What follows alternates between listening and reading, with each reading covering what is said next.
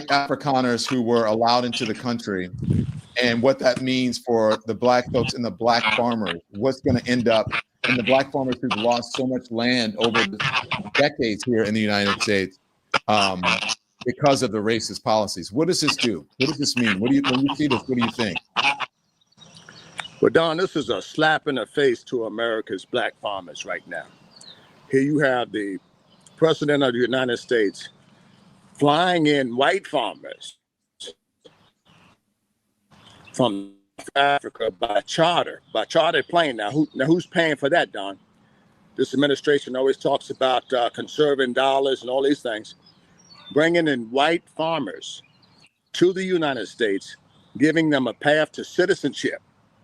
And they're making people of color in this country, immigrants, leave here by the boatload, Don, and you're bringing white farmers in. This administration has said time and time again, they don't want nothing to do with DEI or anything by race. And here it is, solely by race, Don, that they're bringing white farmers to the United States and giving them path to citizenship. And we can't get our land out of federal inventory. As you know, you've interviewed me many times about the land and inventory that lie dormant that came from black farmers. They're bringing them here and they're going to provide them, Don, with the homestead, from what I'm being told, resources to farm. And they're asking other community-based groups to support the initiatives of white farmers. And here I am. I've been farming in this country, fourth generation farmer, for 42 years. I'm on my farm right now, Don.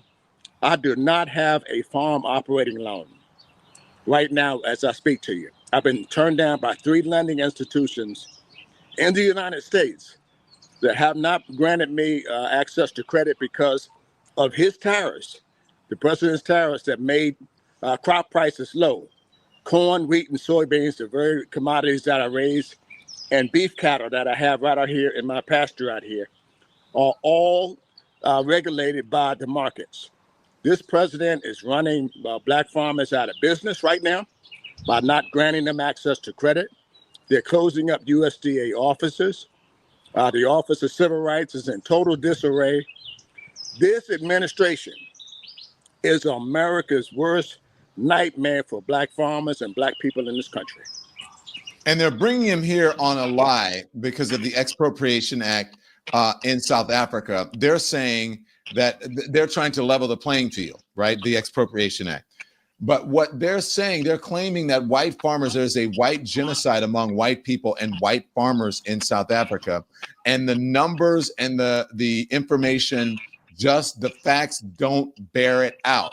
What do you talk to me about that? And what do you suspect is behind this? And who do you think he's getting this information from? Because clearly, I want to clear something up. They keep talking about reverse discrimination that these white farmers from South Africa face. It's not true. Don, they own 90% of the land is owned by white farmers. It's not owned by black people in South Africa, people.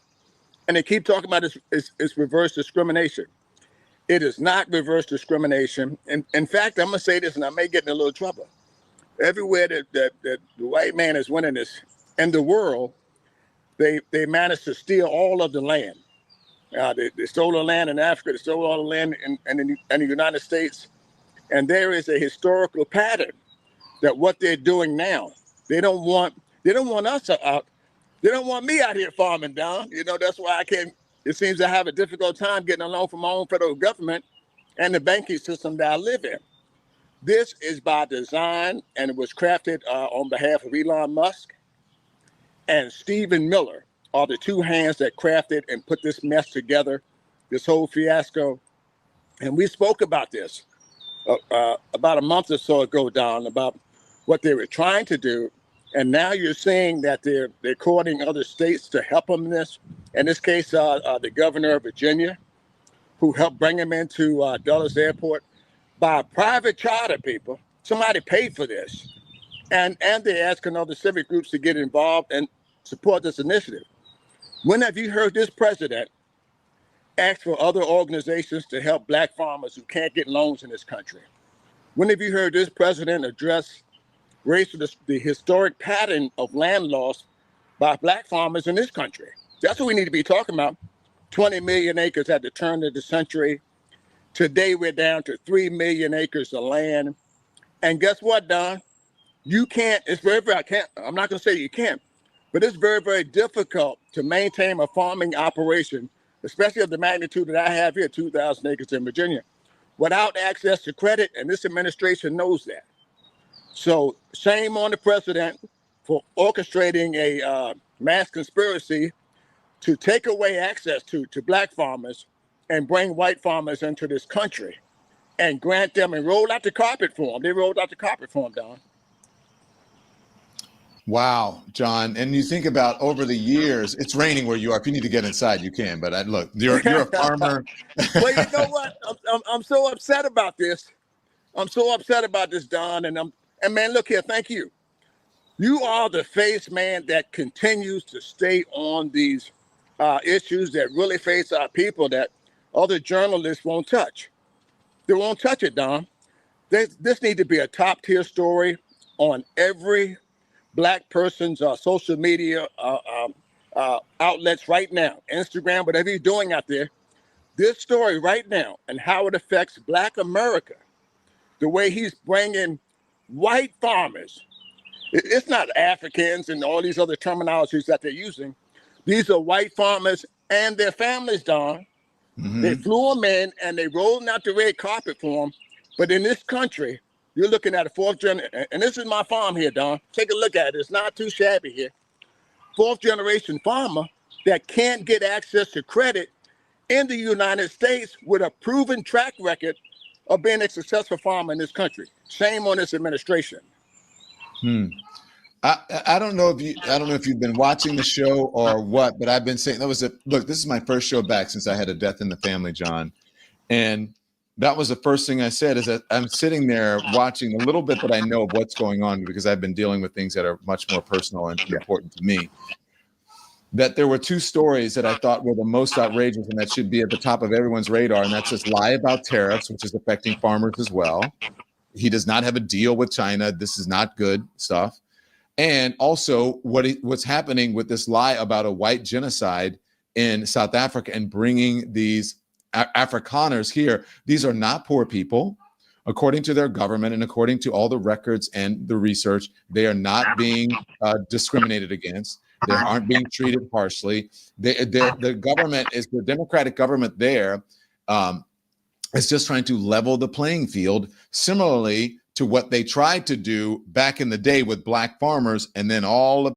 We're Phoenix Energy, a family-owned oil company focused on unleashing American oil from North Dakota and sudden, Jim Crow came around and they're like, we can't not be making equity among farmers and giving them some of the land. We want all of the land and we don't want to share. This is the Pickford v. Glickman, right? The lawsuit that laid bare that thousands of black farmers were cheated out of billions in wealth, forced to sell their land or lose it to foreclosure. And now I'm told that it's down to 1.5 million acres. You're saying it's 3 million acres, but still, that's a lot.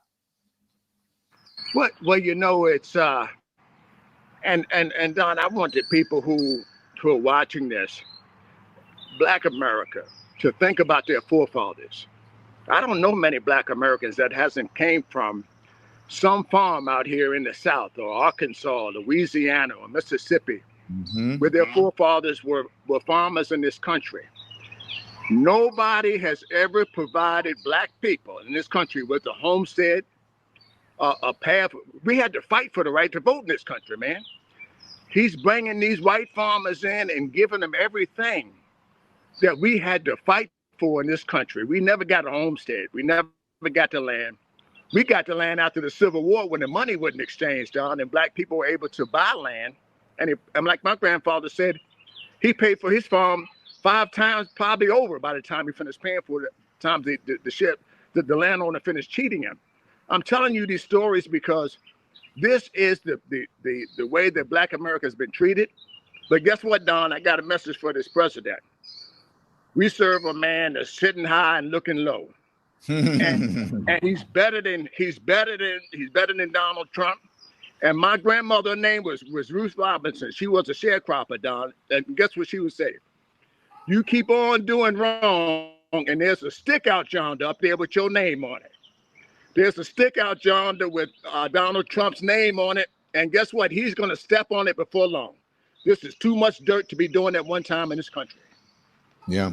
Well, look, John, I thank you for hopping on here, and we're going to continue to put this story at the top of people's radar. We're going to make sure that they cover it again, because this is outrageous. And I'm glad, I appreciate what you said, everything you said about me and informing people, because I'm just shocked at how many of my colleagues have fallen down on the job, and that they're this false equivalency and this normalization of what's going on and trying to pretend that it's somehow normal and there's a normal way to cover it. It's just unbelievable to me. So, John, thank you. And Don, thank you for having me. And if people can support us, blackfarmers.org. We need help, and we need it right now. Thank you, Don. God bless you, brother. You as well. John Boyd Jr., everybody, blackfarmers.org. And again, you need to support the Black independent journalists. I'm just going to be honest with you, because we're the folks out here, again, trying to tell you these stories, because they are getting squashed and they